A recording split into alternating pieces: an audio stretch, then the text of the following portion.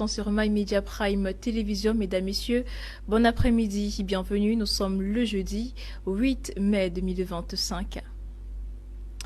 Le ministre camerounais des Finances, Louis-Paul Moutazé, a reçu en audience le mardi 6 mai 2025 dernier une délégation à l'initiative pour la transparence dans les industries extractives.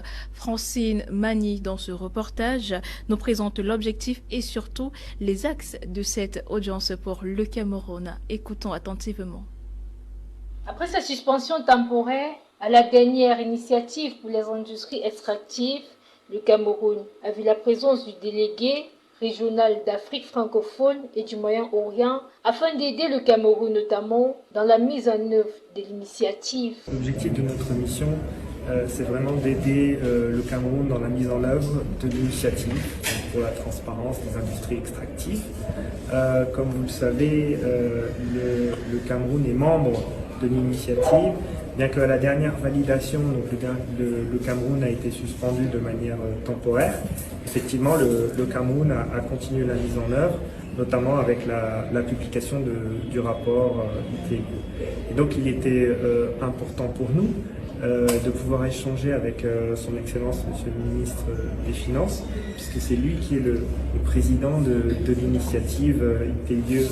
L'initiative en elle-même se veut multipartie avec pour but l'avancement des débats publics ainsi que la transparence dans la démarche d'après le délégué régional. Vous savez, l'initiative pour la transparence, c'est une initiative multipartite, c'est-à-dire qu'elle réunit le gouvernement, les entreprises des industries extractives et la société civile au sein d'un même groupe qu'on appelle le groupe multipartite, pour faire avancer ensemble la transparence et établir un débat public basé sur des données et des... L'initiative avec une mise en œuvre et un plan de travail capable de répondre à ces...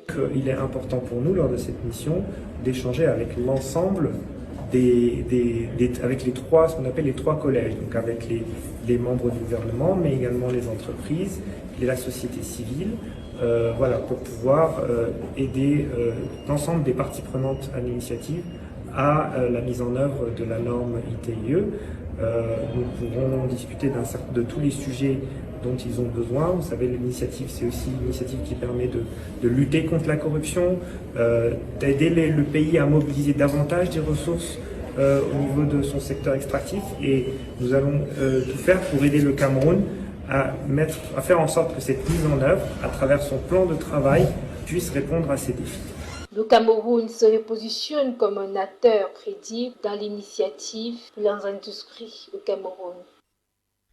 Et pour rendre la ville du Cameroun plus belle et surtout plus durable, le gouvernement camerounais, en particulier le ministère de l'Habitat et du Développement urbain et le ministère du Développement et de la décentralisation locale, ont lancé du 6 au 7 mai dernier dans la ville de Yaoundé, région du centre du Cameroun, les états généraux sur la gestion des déchets plastiques et urbains.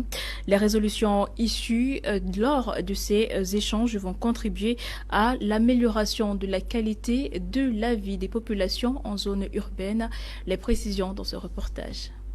Ces états généraux déboucheraient sur une impasse si nous y ressortions avec une idée que tout ne doit être fait que par le gouvernement. Clap de fin pour les états généraux sur la gestion des déchets en milieu urbain, organisé conjointement par le ministère de l'Habitat et du Développement urbain et le ministère de la Décentralisation et du Développement local. Ce rendez-vous avec pour objectif de valoriser les déchets pour en faire une ressource économique et écologique. Nous sommes au terme de 2 jours de travaux intenses et je suis très heureuse de ce que nous avons vécu pendant ces 2 jours. Nous avons l'ensemble des acteurs urbains qui ont répondu au rendez-vous de Yaoundé, États généraux 2025. Là, nous avons des propositions à court terme, à moyen terme, à long terme, que nous allons mettre sur la table du Premier ministre, chef du gouvernement. Nous avons parlé de l'épineux problème de financement. Les ordures ne devraient pas être un problème. Ça devrait être une opportunité. Mais pour arriver à la période de l'opportunité, nous avons convenu qu'il faille un compte spécial pour sécuriser le règlement du service des ordures tels que le service d'électricité, le service de l'eau. C'est un service qui est payant.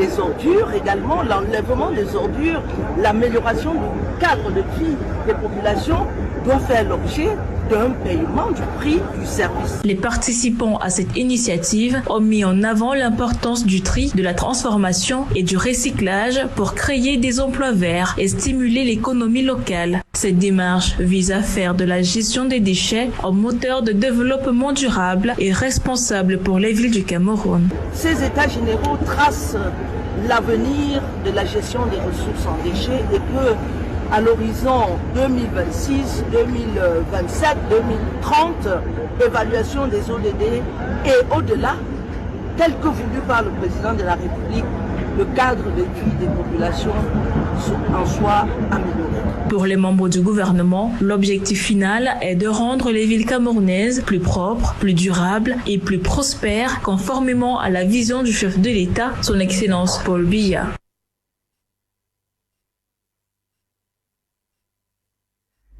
Et justement, à la faveur de ces états généraux tenus du 6 au 7 mai dernier dans la ville de Yaoundé, plusieurs acteurs majeurs ont présenté des concepts de recyclage des ordures, des mesures concrètes qui pourraient changer la donne dans les grandes villes du Cameroun. Inès Mengue. La création d'emplois verts dont la collecte, le tri et la transformation, la valorisation des déchets organiques en compost ou en biogaz, le recyclage de plastique en pavé et objets ménagers sont entre autres les opportunités que l'on peut trouver dans la gestion des ordures. C'est ce qui ressort des assises des États généraux sur la gestion des ressources en déchets urbains au Cameroun, tenues les 6 et 7 mai dernier à Yaoundé. À cet effet, plusieurs acteurs majeurs du secteur ont présenté des concepts de recyclage des ordures. Je suis expert en fabrication des bijoux et pieds nus, faits à base des roues usées. Comment est-ce que je fais pour les avoir? Je suis l'ami des poubelles, je marche les poubelles en poubelle pour pouvoir avoir ces inox, puisque je fais dans les fabrications en inox et les pieds nus en roues usées. Pour les roues usées, parfois je trouve dans la poubelle, parfois je pars dans les garages, que la poubelle n'est pas toujours des trucs toxiques. Il y a aussi des trucs utiles qui peuvent être utiles dans la société. L'État, à ses états généraux, jette également le plan sur la valorisation des déchets pour véritablement en faire de ces déchets une structure ou alors un élément fort pour notre économie. Et donc la base serait de commencer par ce tri-là, qui va nécessiter également une valorisation, qui va promettre une valorisation des qualités. À travers des plénières, des ateliers, des visites de terrain, tables rondes et autres, il était question de permettre au Cameroun de moderniser sa gestion des ressources en déchets urbains. Une solution qui passe principalement par le tri et le recyclage. Avec les déchets plastiques que nous collectons, nous fabriquons principalement 2 produits finis. Les feuillards que vous avez vus, qui sont ces bandes de séclage qui servent à stabiliser les marchandises, et les palettes en plastique pour le transport des marchandises. Vous voyez que l'impact est considérable parce que les palettes, par exemple, leur prolifération va lutter contre la déforestation parce que les palettes en plastique invitent les utilisateurs à ne plus utiliser des palettes en bois, par exemple. Au thème de ces rencontres, il est prévu dans les prochaines semaines la mise en place d'un comité intertrimestriel de suivi de la feuille de route sur la gestion des ressources en déchets au Cameroun. Et à la suite de cette information, mesdames et messieurs, parlons de toute autre chose à présent, notamment de l'optimisation des opérations d'inscription sur les listes électorales en prélude aux échéances électorales au Cameroun en 2025, notamment les présidentielles. Election Cameroun vient de réceptionner 1000 kits biométriques. Marie-Rosine Kandonga. Chose promise, chose due. Le président d'Elections Cameroun, Abraham Egno Egbe, adoubé par le directeur des élections, l'ont dit en français et en anglais. Les 2 langues officielles du Cameroun, les médias communautaires l'ont repris selon les langues locales. Il y aura les kits biométriques 3e génération avant le mois de juin 2025, dans l'optique d'accélérer le processus d'enrôlement des électeurs sur les listes électorales. Ces kits sont donc là. Une petite démonstration avant d'aller toucher la réalité du bout des doigts. Pas d'inquiétude. On espère. Attendez tout simplement cette manne. Relevons quelques atouts majeurs de ces nouveaux kits qui pèsent chacun 9 kg, ce qui facilite le transport pour atteindre les localités les plus éloignées, contrairement aux précédents qui pesaient 17 kg pour ceux de la première génération et 16 kg pour ceux de la deuxième génération. Ils sont donc adaptés à notre environnement avec les variations de température. Une grande autonomie énergétique. N'est-ce pas là les grandes réalisations telles que prônées par le chef de l'État? Nous sommes carrément dans le grand magasin où sont stockés tous les 1000 kits avec leurs accessoires. Et je pense que pour nous, à Elections Cameroun, c'est un très, très grand jour. Parce que les kits de première génération 2013, deuxième génération 2017 sont arrivés, n'est-ce pas, à bout de souffle. Je peux vous dire que le gouvernement a mis les moyens à notre disposition pour arriver à aménager notre cadre de travail par ces nouveaux kits, à faire en sorte que sur le terrain, nous pouvons mieux résister les électeurs. Et c'est l'occasion pour nous de les inviter, donc, dès que ceux qui seront sur le terrain, à se présenter pour voir la fiabilité de ces nouveaux kits, leur technologie très avancée de nouvelle génération. Et les CAM, par ce matériel ultramoderne, jouent désormais dans la cour des grands. Après cette première vérification, la délégation composée des formateurs à l'utilisation et à la maintenance des nouveaux kits biométriques accompagnés des hommes et femmes des médias s'est déportée au siège de la dite instance pour une autre vérification, le grand satisfecit du directeur des élections. On a une imprimante qui produit des nouvelles générations, vraiment des nouvelles générations, qui produit les cartes à une cadence de 3000 par heure. Et comme nous travaillons dans un système de 24 sur 24, donc nous pouvons dire que nous sommes très souvent à plus de 40 000 cartes. Donc c'est pour dire que c'est une machine de nouvelle génération qui est venue changer celle de 2013, qui fait donc que maintenant nous sommes à l'aise de reprendre nos activités. En fait, on pourrait dire que c'est une nouvelle naissance, une renaissance des Elections Cameroun à cause de ces nouvelles technologies dans la production des cartes et dans le rythme des élections. Notons que l'acquisition de ces importants équipements contribue au renforcement de notre système électoral pour l'organisation des élections libres, transparentes et crédibles. Au terme de cette visite, le patron des élections exprime toute sa gratitude envers les acteurs du processus électoral, les partis politiques, l'administration et tous les autres acteurs, sans oublier le rôle incontournable qu'ont joué les médias. Les kits ultramodernes sont donc là. Allons donc massivement nous faire enrôler. En ce jeudi 8 mai 2025, comme tous les 8 mai de chaque année, le Cameroun se joint au reste du monde pour célébrer la journée mondiale de la Croix-Rouge et du Croissant-Rouge. À cette occasion, nombreuses activités sont organisées sur l'étendue du territoire camerounais. Le compte rendu, c'est avec Joseph Betty Otto. Ambiance bon enfant, depuis quelques jours au sein de la Croix-Rouge camerounaise, dans le cadre de la célébration de la 78e journée mondiale de la Croix-Rouge et du Croissant-Rouge commémorée le 8 mai de chaque année. Célébrée sous le thème « Aux côtés de l'humanité », c'est une journée qui rend hommage à ce qui est devenu le plus grand mouvement humanitaire au monde, fort de ses 80 millions de membres et de volontaires, tous unis autour d'une mission commune, prévenir et soulager les souffrances humaines partout et en tout temps. C'est en restant fidèle à cette devise que Cécile Akamanfoumou, présidente nationale de la Croix-Rouge camerounaise et ses soldats, effectuent depuis plusieurs jours des activités en prélude à cette journée. Le 3 mai dernier, le temps a été donné par une marche sportive dans les artères de la capitale. La marche était rythmée par la fanfare militaire. La deuxième journée a été marquée par le lancement officiel de la campagne de santé organisée par l'association du 5 au 9 mai 2027 2025 à l'hôpital Henri Dumont, lancé par le secrétaire général de la Croix-Rouge camerounaise, Jean-Urbain Zoua. Durant ces 5 jours, l'hôpital propose des consultations gratuites en hypertension artérielle et diabète, des dépistages gratuits de VIH, hépatite B et C et une réduction de 30% sur tous les examens de laboratoire, radiologie, échographie, vaccins contre l'hépatite B et des soins de kinésithérapie. L'investissement humain à la Fondation Chantal Biya et aux alentours du siège national de la Croix-Rouge camerounaise est le 3e axe des préparatifs de cette journée sous la supervision du directeur général de la Croix-Rouge camerounaise. Ce 8 mai était jour de l'apothéose avec la grande cérémonie qui s'est déroulée dans la salle des banquets du siège national de la Croix-Rouge camerounaise à Yaoundé. Cérémonie dans laquelle plusieurs cadres et des centaines de volontaires ont réitéré leur engagement à servir l'humanité pour le bien des populations.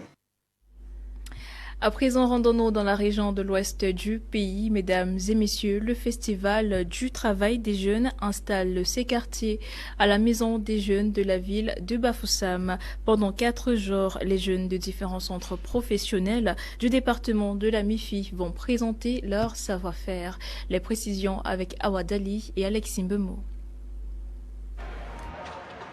Il est question de donner des astuces aux jeunes, les former à rédiger des CV, comment se comporter pendant un entretien d'embauche, des tables rondes, mais surtout la situation de la jeune fille et les problèmes que rencontrent les femmes dans l'accès aux opportunités d'emploi et des formations, les actions de sensibilisation de masse entre jeunes contre les discriminations en milieu professionnel. Les jeunes âgés entre 15 et 24 ans seront également enregistrés dans la base de données du projet NEET pour bénéficier des bourses, des appuis et des accompagnements. Le but est d'intéresser les jeunes à venir s'enquérir des opportunités pendant les travaux. Le défi, c'est vraiment de mobiliser plus de jeunes et les intéresser davantage aux thématiques qui sont celles du droit au travail décent, des opportunités d'emploi. Donc on a cherché adopter une approche très concrète qui pourrait vraiment leur apporter un plus à travers leur participation pendant les travaux. Pendant les 4 jours du festival, le Fonds national de l'emploi est là pour enregistrer les volontaires afin de mieux leur offrir les opportunités soit de formation, soit de stage d'insertion professionnelle. Nous offrons aux jeunes la possibilité de faire une formation pratique auprès des entreprises pour la durée de 3 mois et aussi le soutien à l'auto-emploi à travers des financements et aussi un parcours de coaching pour soutenir les jeunes dans le démarrage de leur entreprise. Un événement parrainé par le ministère de la formation professionnelle en communion avec des partenaires locaux depuis octobre 2022 et les résultats du projet portent déjà leurs fruits à Bafoussam avec les jeunes qui ont appris les métiers génératrices de revenus, qui se sont insérés dans la société et qui contribuent déjà à la création des richesses. J'ai découvert le projet NEET complètement par hasard. J'ai entendu des gens en parler. J'ai entendu des gens parler du concours des artistes qui se tiendrait ici à la maison des jeunes. J'ai décidé de postuler en tant que monteuse vidéo. J'avais un projet, j'avais une idée, j'ai décidé de me lancer. Le FNE très souvent finance les formations pour les jeunes nécessités qui voudraient apprendre un métier, qui n'ont pas la possibilité de se prendre en charge. Ce sont des programmes gouvernementaux. Il y en a plusieurs autres. Peut-être que la communication n'est pas toujours évidente, proactive. Rendu à la 3e et dernière édition du Festival du travail des jeunes, après Garoua, Balmayo et Bafoussam, le projet reste en cours pour le grand bonheur des jeunes désireux de se frayer un chemin dans la vie. Et pour terminer dans l'actualité internationale de ce jour, mesdames et messieurs, parlons de coopération bilatérale, de religion et surtout d'hécatombe à Gaza avec Joseph Betty Otto. Ce mercredi 7 mai 2025, le président rwandais Paul Kagame a été accueilli à l'Élysée par son homologue français Emmanuel Macron dans un contexte régional tendu, marqué par des tensions persistantes entre la RDC et le Rwanda. alors que Donald Trump, de retour au pouvoir, intensifie ses efforts diplomatiques pour désamorcer le conflit entre Kinshasa et Kigali. La France réaffirme sa volonté de maintenir un dialogue constructif avec le Rwanda. Les deux chefs d'État ont discuté des enjeux bilatéraux et des perspectives de coopération dans un climat où la stabilité régionale est plus que jamais au cœur des préoccupations internationales. Les 133 cardinaux électeurs ne sont pas parvenus à s'entendre sur un nom mercredi soir lors de l'unique tour de scrutin organisé après le début du conclave, suscitant la déception des milliers de fidèles massifs sur la place Saint-Pierre à la vue de la fumée noire. Rien d'exceptionnel à cela, le premier tour permet surtout de juger les forces en présence avant des négociations entre cardinaux de différents courants au sein d'un sacré cortège très hétéroclite. Ce jeudi, les princes de l'Église ont recommencé à voter avec 2 scrutins programmés de la session du matin et 2 autres à l'après-midi. Si un nom recueille une majorité des 2/3, soit 89 voix, le monde en sera immédiatement informé grâce à une fumée blanche qui s'échappera de la mine cheminée installée sur le toit de la chapelle. Plus de 30 experts indépendants mandatés par le Conseil des droits de l'homme de l'ONU ont appelé mercredi les États à agir rapidement pour mettre fin au génocide en cours dans le territoire palestinien et éviter l'annihilation de la population gazaoui. Israël a rejeté ces accusations. Après 2 mois de grève, Israël a repris le 18 mars son offensive, affirmant vouloir ainsi contraindre le mouvement islamique à libérer les derniers otages enlevés lors de son attaque du 7 octobre 2023 qui a déclenché la guerre. Sur 58 otages encore retenus à Gaza, 34 sont considérés morts par l'armée israélienne. C'est avec cette information plutôt triste que nous refermons cette autre édition de l'information en langue française, cette fois-ci sur My Media Prime Télévision. Mesdames, Messieurs, merci de nous avoir suivis. Restez en compagnie de nos programmes qui se poursuivent avec l'édition de l'information en langue anglaise à 18h30 exactement. Quant à nous, retrouvez-nous demain, même heure, pour une autre édition du journal. D'ici là, portez-vous bien, excellente soirée et à demain.